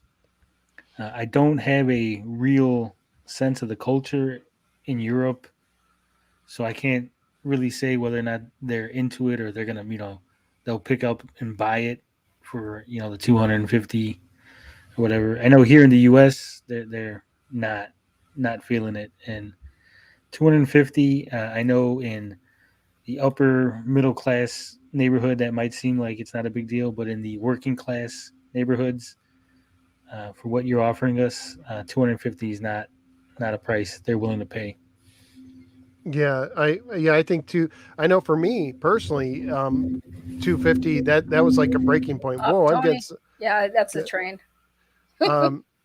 that's the Tony train. Woo woo! That's the Everybody Tony hop aboard train. the Tony train. I don't.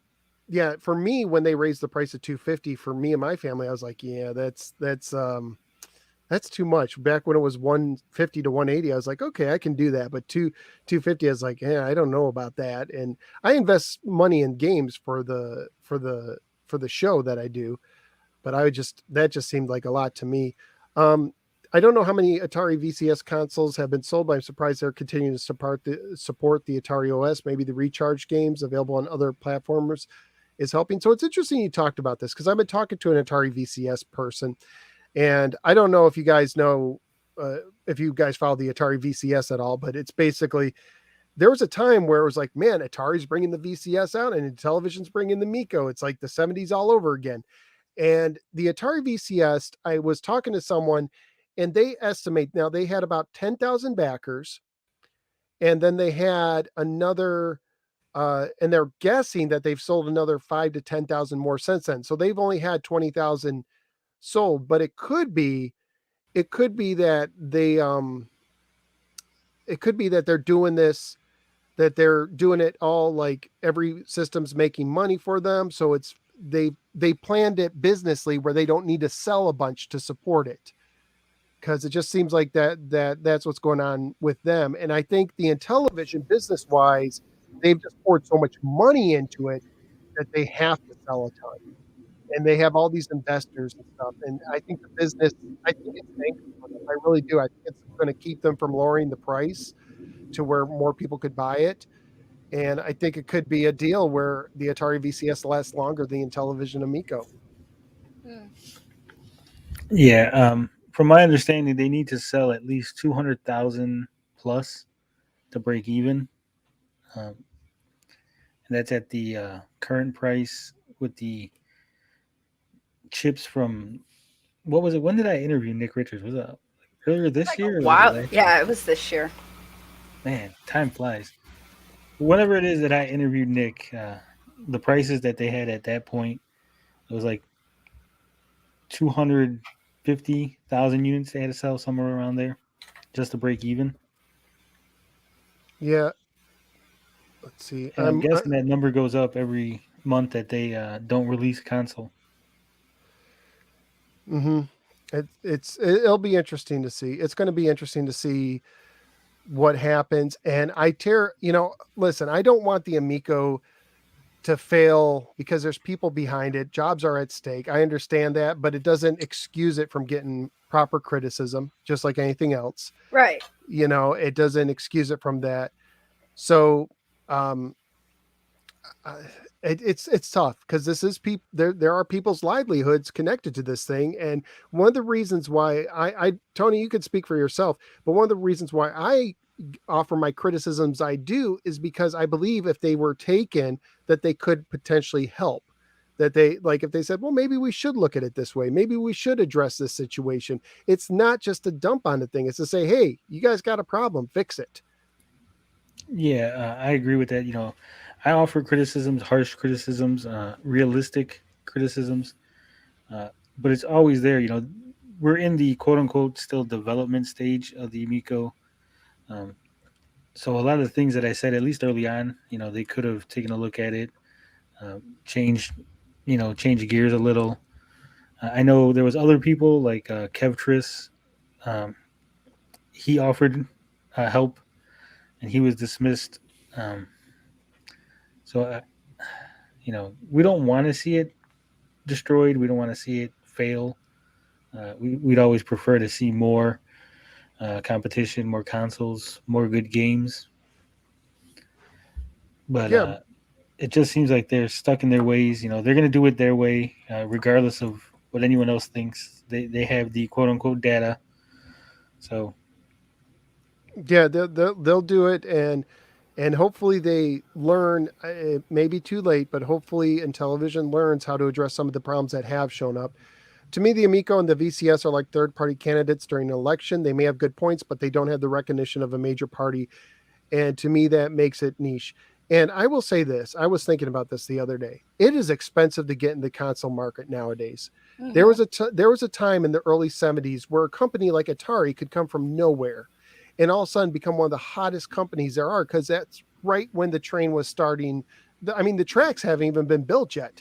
They got in on the ground floor. Atari did, and some other companies were trying to do a similar thing. But now we're at a point where I think Sony and Xbox, they have Microsoft money behind them. Sony has Sony money. They can make these systems and lose money on the systems and make it up on software, where it takes so much money to put out a system now that if you're going to make a system, you can't try to compete with the big dogs unless you have big dog money. You kind of have to search for that niche crowd where you make something that you can make, I hate to say it, but on the cheap, and make it something that the average person could get, like the Play Date. I'm not into the Play Date. Are you guys familiar with the Play Date? yeah, I'm familiar with it. You know, No. it's a little handheld system that just came out. I think it was, they funded it like within a year or so ago. It's like a little Game Boy, a black and white system, and it has a crank on it. And they send games over the internet in seasons. So like you play it, and you have so many games downloaded to your system, and then a couple weeks later, different games show up that you play, and it did it sold pretty well. It sold pretty well. Nowhere near like a big system, but they made it economical for them. So yeah, I just think, I just wonder, is Intellivision biting off more than they can chew? Oh, big time. I had postulated. I said it would have been probably better if they would have made 4 or 5 games, put them on the big boy systems as you were, get the Intellivision name back out into the public consciousness, develop the controller, develop some games that utilize the controller, get that all situated, then use that new fame, new notoriety to launch a system. Yeah, and I don't even know if Atari is like the modern day Atari, if they're like, hey, we can make this VCS, it'll cost us this, we'll have to charge this, because they charge a lot for their system. They're charging like $300 to $400 for their system, depending what you get with it. Uh, but it's a different thing. It's also like a mini computer, and there's different things you can do with it. It's not a typical system, but you have to be, if you're putting all your eggs in that basket, like we have to make this system, you have to make sure you're making it economically. And again, I don't know if Intellivision is doing that, because if you're charging the same price as a Switch, you got a lot of competition or similar. I mean, I overall I like the idea that people are trying to make new consoles, whether they're good or not. I like that people are at least attempting it, because, for a long time it's been just Microsoft, Sony, and Nintendo, and then a couple little, attempts at things that aren't gonna hit. So I think it's cool either way to see all of these gaming alternatives and all the types of different things like that, trying to bring back the retro stuff, and make a whole console. I think, Tony makes a good point that, they shoulda, coulda, woulda, with the situation. But I also think that it's not the worst thing to have somebody try to make a new console, and hope that it's good, to maybe not even like fully compete, but just have another alternative for people who are kind of tired of the Sony, Microsoft, Nintendo big company conglomerates just, running the gaming market. So that's kind of why I'm like, I like the idea of the Amico. Even when I first heard of it, I didn't think it was for me because I am a PlayStation gamer. But I like that somebody's trying something. Yeah, and I liked it too. I liked it too initially when it seemed to be more targeted at the retro gamers and the price was like $80 cheaper. I was I mean, makes you laugh, but I'm dead serious. Like I was like because there was a time where he's like, yeah, it's going to have 7 reimagined games on it and all the Intellivision games on it. It's going to be well under way under $200. That was his phrase. He'd say it was way, and that was exciting to me. I was like, okay, I could get behind that. But then it kind of morphed into something where I was like, okay, you're targeting 7-year-olds, a little bit more than you are me at this point. So I don't know. I don't know what's going to happen. It's going to be interesting, as I've said many times before. Let's see what I think a few people said that the Amico's best chance is the hyper wholesome market. It will be really interesting to see if those folks really want another option. So that reminds me, there was a device. What was it called? It was called the TV Guardian that came out, and that was like 20 years ago.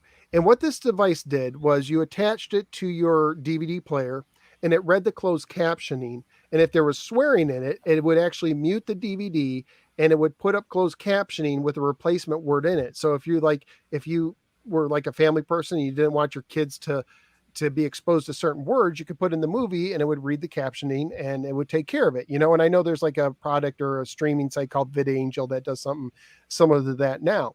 And so there is a market. There is a market for the family friendly thing. I just don't know if it's as big of a market that people are going to want to buy it the numbers they want to pay that premium, right? To pay the $250, because right. I'm all about family friendly gaming, but I'm also like, well, I pick the games my kids play. I actually take the time. So it's one of those things where if a parent already cares that much about them, are they already taking steps where they don't need to pay the $250? I don't know. I mean, I think because thinking about it, it's like I growing up, my family would always drag me to church, and I didn't grow. I mean, I went to church, but I wasn't like raised in a household where I wasn't allowed to play video games or watch movies that certain things. But there are kids that I'd go to Sunday school with, and they were very restricted. They couldn't play video games. They couldn't watch a lot of stuff that I watched. So it was really weird being a kid, being around a bunch of other kids who weren't allowed to watch Power Rangers, because of the violence, because they were so, their households were strict. I think the Amico would be perfect for homes like that, especially with the church community, because they are so, G-rated, and the Amico would be probably more beneficial, like with certain titles for them to play. And the parents would have more full control over that, because I feel like there is like a market for that type of family household where you do have kids who are kind of limited to that kind of activities. Like the kids can't play video games because the parents don't want them stuck sitting there playing Fortnite all night, and that there is a market. But you're right, I don't know how big that is. It's probably like the minority of the market, but again, who knows? Like maybe we'll be surprised and all those church people will be like, yeah, we got the Amico, we can play this, because the kids can't play anything like Nintendo and stuff because they don't want to play. We get the Amico because the kids will have a video game system. They won't want to stay in house to play. Yeah, it'll be interesting to see how many of those people buy it, which Right. again, I'm not against the idea of a family friendly system. I'm family friendly myself, that would so that in a sense would make me a target audience, but at the same time I'm not going to pay a super premium for it, and at the same time I want to make sure that it's not laggy, and I want to make sure that the games, that there's something that that I can actually sink my teeth into too, beyond just quick, simple games. I like a lot of, it's like, I would never buy a DVD player that could only play G-rated movies, Right. or Blu-ray. Like I want something where, and I'm not like, when it just, I mean, just between you and me and the 50 people watching, I'm not a person that likes a ton of I don't like gory movies. I don't like movies where every other word's the F-bomb. Some people they do. That's not my style. So my movie preference is more of like the PG-13. That's me personally. And so, but I have a Blu-ray player, and I have streaming things, and all those things have options to, obviously play movies that are much more adult, if you will. So I'm just thinking, like, those parents, are they going to want to play it if it's that narrow? It reminds me, what was that system that I know it's been brought up before, that Z-Tech made or whatever. I mean, leapfrog. Leapfrog, yeah, Leapfrog. Like, they made some Leapfrogs made some systems where it was just Dora games and SpongeBob games, right? That were sold in the toy section. They made video game systems like that. So Yeah, so they, to me, to reach the amount of people they have to cast a wider net. That's all I'm saying. And I think they're taking steps in that direction, because in this deep dive video, he talked about how hardcore gamers could they can go for these high scores, or it gets really tough for the hardcore gamers later on. And in their FAQ, they started focusing now every player. They started focusing on how games have something for single players too, which is something that they weren't really talking about almost at all. They were talking mostly about the multiplayer aspect. So I think they would be smart to cast a wider net. That's I guess that's what I'm I taking a can lot of say words to say. from seeing someone who's seen one of the later levels of Astro Smash, that was wild. I mean, I was looking at that like I would lose my mind trying to beat that level. It was so crazy. And a game like Astro Smash, I could see playing by myself, because you want to get to those levels, you want to beat the game, and it just gets harder and harder as it goes on. But yeah, certain games, I can see, like I said, some games it's going to be like difficult for just somebody to sit by themselves. But like I said, I think it's more catered to families, so you're not meant to stay there and play it by yourself. You're supposed to play it with other people, which is why all the games have multiplayer. Like Finnegan Fox and Forest was a single player game, and they're somehow making it a multiplayer so you could play with other people, which I find incorrect. fascinating. You're wrong. Fox and Forest is a single player. Finnegan Fox is still a single player. They're adding a quote unquote multiplayer mode that is the part of the single player mode where you get to take turns and see who can collect more coins in the Oh, side so you can play scrolling with shoot other 'em up. people at the same time, is what you're saying. No, it's not at the same time. Okay, but you're still playing, taking turns. You're still being able Well, you to could play. take turns in single player. Technically, I could hand you the controller and it's your turn, and then you can hand it back and it's my turn. Oh yeah, I guess that's true when you put it that way. Yeah, I guess I thought you could play with other foxes. Because I've never seen the multiplayer, so And to go back to your point about the religious families buying into this, I think the Amico says they're family friendly, and I actually know a lot of those type of people. And tanks shooting at each other and exploding would not be family friendly. The Night Stalker guy running around with a gun shooting things would not be their idea of family friendly. Um, so a lot of the games, even though to us, as normal people, we think that they're family friendly and they're just fine. To the ultra religious people, if you're going to cater to them, a lot of the games that they have now, like Flying Tigers, it's a war game. You're shooting things. Shark, you're eating other fish. I know it sounds silly, but I've seen. But my thing is like the way the console operates. So that the reason why these religious families and stuff, like family friendly people, aren't like going to aren't letting their families have PlayStations and Xboxes and Nintendos in their household, is because of the online store, right? So you can Not buy all your. of them. No, that's incorrect. A lot of them do not want their kids playing video games because the video games themselves are evil and quote unquote works of Satan. I've talked to a lot of these religious people. Well, I think, and it depends, of course, when it comes to stuff like that, and just with anything, there's fringes, right? Because I Right. heard of a kid who all he could play on the Nintendo growing up was Tetris, because games like football were too violent, like, so it just depends, because here's what I see. I see the family friendly block. Um, it's like, if the people are that concerned, it's almost like they would just get all electronics out of the house, period. Right. Right. Like, so like it's, I am a family friendly person. I am the guy who I can play games at various levels. I think there's more people like me than there are people who are going to freak out over, battle tanks or whatever, where it's like, yeah, I'd like something that my kids could play and whatever, but I also want it to just be good quality, and I want to offer more, because otherwise I'm just, I would just get the leapfrog thing or whatever. Because like you said, Saggy, the system is catered after families, but I feel like, and tell me if I'm wrong, but based on what Nick has said, Nick Richards, based on what Tommy has said, I feel like they're really kind of rotating around the 7-year-old. Does that make sense? Like, this is all like the 7-year-old is the center of the system, so everything has to be done that a 7-year-old could play, which really limits the enjoyment, because like a 7-year-old could play Candyland and stuff like that. I could play it to a degree, but after a while I get bored. Yeah, I think it's a 7-year-old that was born in 1970. Who just happens to like Evil Knievel and Harlem Yeah. Globetrotter. Listen, Globetrotters. those kids were loving Evil Knievel. I don't even understand it myself, because when the first Pennsylvania, it was all about Shark, and then in Boston it was all about Evil Knievel. I'm like, what is going on? Evil Knievel didn't even like seem that it was fun, but like not that fun. There are games It's that are not like that fun. it. Yeah, I played it. They were loving it. I got it on my phone. Downloaded it 2 weeks ago. $1.99 off Amazon store. Still available.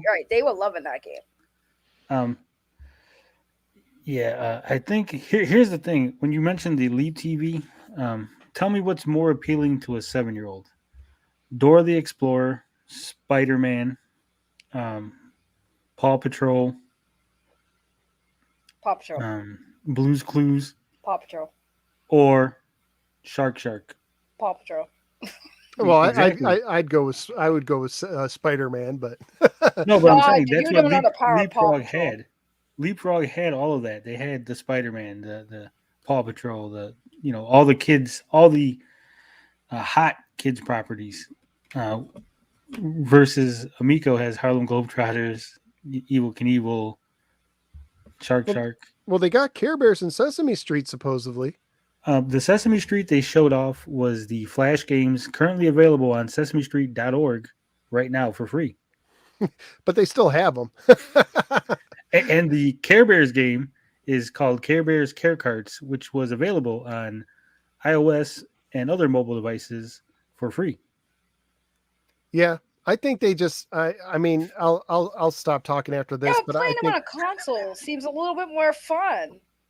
And playing them on a phone and PC, a Flash game on a PC versus having a controller in your hand on the TV You could put a screen. controller. Have you ever played those Flash games, Saggy? Just by any chance? Nah, I don't play like There's Flash really no gameplay in those Sesame Street games. It's like yeah, but it's supposed to be educational. It's not even educational. It's like, now I'm gonna Google which it. shape is the square? Click it. Sesame Then you watch Street. the guy move the square around. It's literally what it is. Is it Sesame Street? What now? .org. And I guess there's a game section. Yep. You know what you should do, Tony, is Go to put the Sesame link in the Street. chat to where the games are, if there's like a direct link. Sesame And then everyone could play the Sesame Street games. I think educational games rarely work. I think they Flash games are one thing where you're playing for free, but ever since the Atari tried to put basic math out, outside of like Oregon Trail and Math Munchers, most educational games, no one cares about. The kids don't play. The parents will encourage them to. So educational games, yeah. Are you playing Segi? Are you playing Sesame Street? I try to click it, that did some weird stuff, and I'm like, let me get off this website because it doesn't seem like I typed it in right or something. So I don't know. Yeah, I put it in the chat. Okay, hold on, let me see. sesamestreet.org/games. What chat? I don't see it. Why is Right, it? I don't see it either. Well, let me put it in the private chat. I'm not a mod. I don't think it'll go through if I put it in the chat. Okay, there we go. Hold on, let me click it. I'll see if I can. Maybe because it's a link, it's not letting them. Okay, I found it. Okay, games. Let's see if it'll let me do it. Which game is it? Is it the Cookie Monster one? Well, you got Big Bird Basketball was featured. Okay, Big Bird Basketball. Okay, there it is. Big Bird Basketball. I'm gonna play it right now. This is a live chat exclusive. Saggy is going to give us her thoughts on the Sesame Street games. I can't. Birds basketball. Oops, sorry. Hold on. Is there mute? No, mute. I don't want to talk to you, Big Bird. I'm going through my TV. I don't like this. I don't like this at all. Just mute the whole tab. Just mute the How tab. do I mute the tab? Right click on the tab and then it goes mute site. Okay, there we go. Mute say. Okay, thank you. I learned something new. I never do that. Okay. That scared the crap out of me, by the way, because I forgot my settings is not set up. That scared me.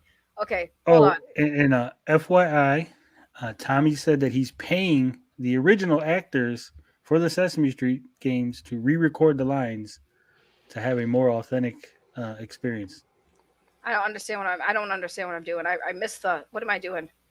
Okay. You just click the basketballs. Yeah, but some of them fly away and then the others go in the hoop. I don't know which ones I'm supposed to be clicking. Oh, numbers? What numbers? Well, You're failing at a game built for 3-year-olds.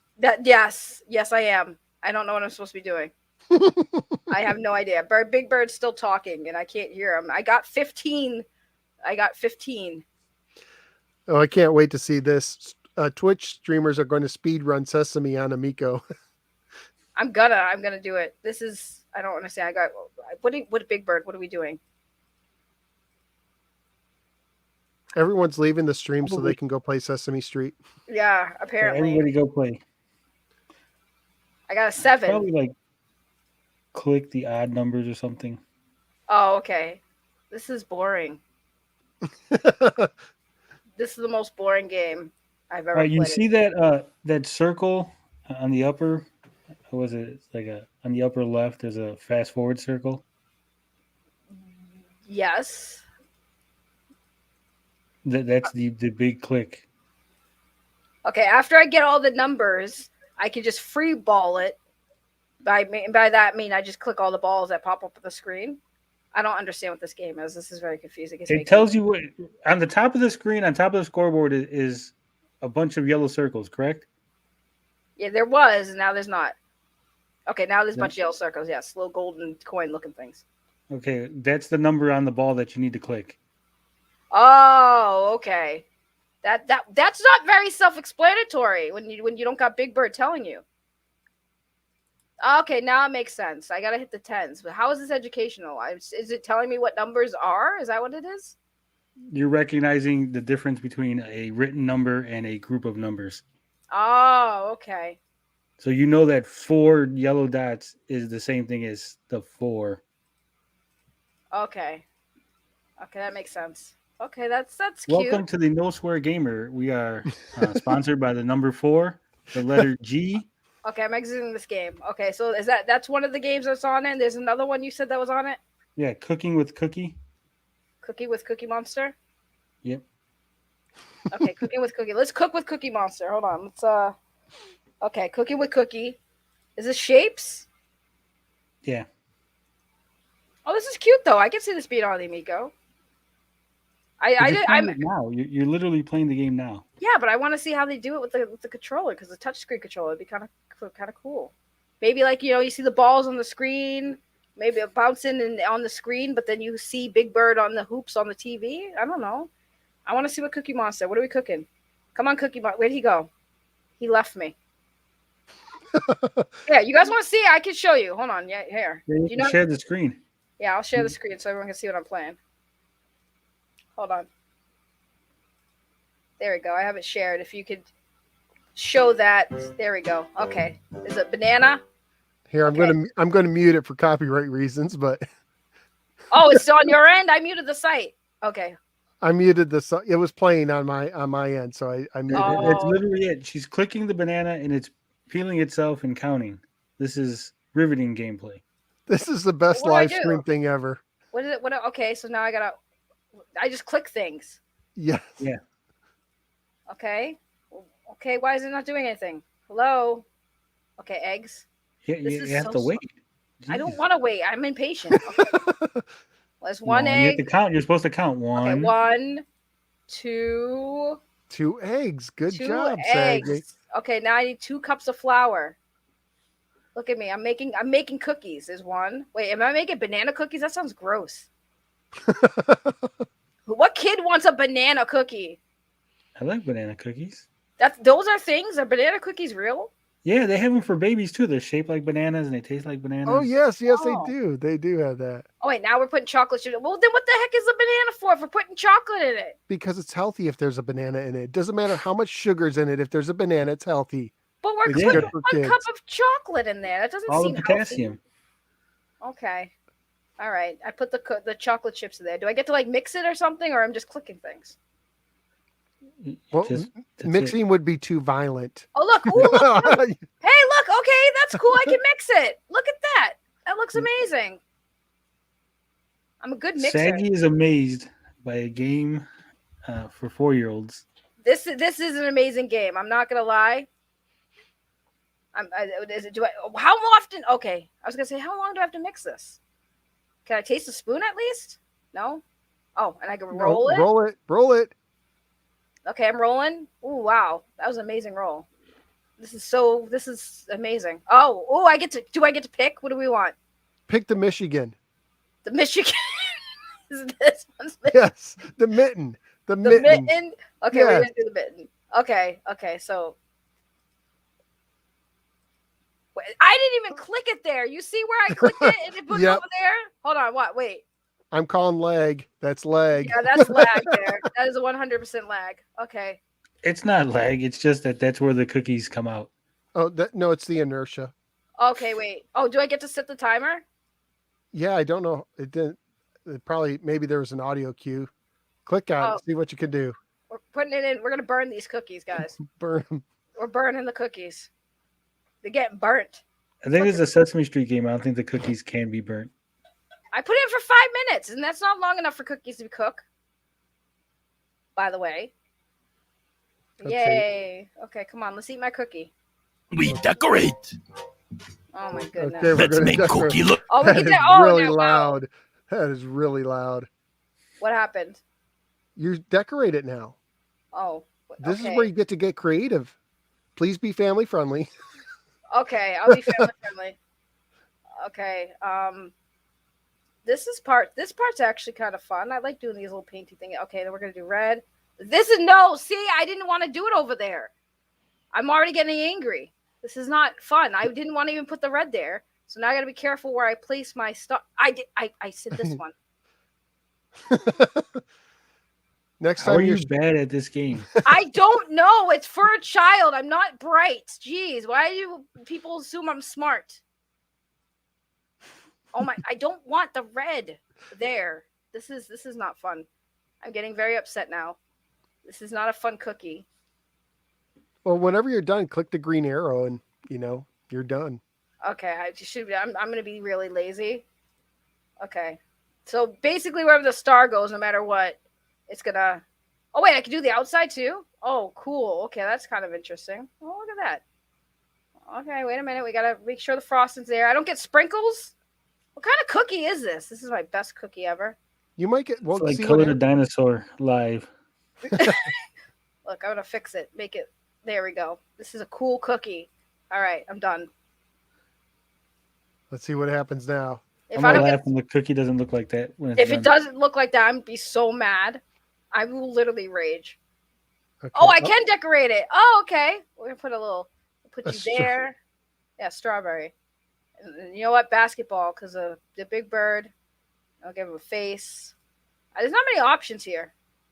You know what? We'll give you. You know what? Oh, can I move the cook? Can I move that? Yes, I can. Yeah, there we go. And then a little thing.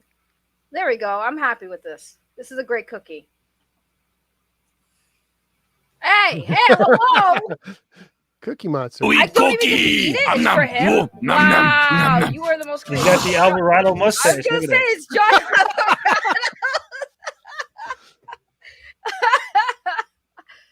And I think I'm done. Okay, yeah, I think that's it. Okay, cool. All right. Thanks for sharing that, Saggy. Yes, I For- played a Amico game. Yep. Every time you come on the stream now, you have to play one Sesame Street game. Okay, I don't know if I could do that. I think that broke my brain a little. Well, that's what's coming to the Amico apparently, which, I guess maybe for really young kids that might be okay. It's not something as a parent I'd pay $10 for.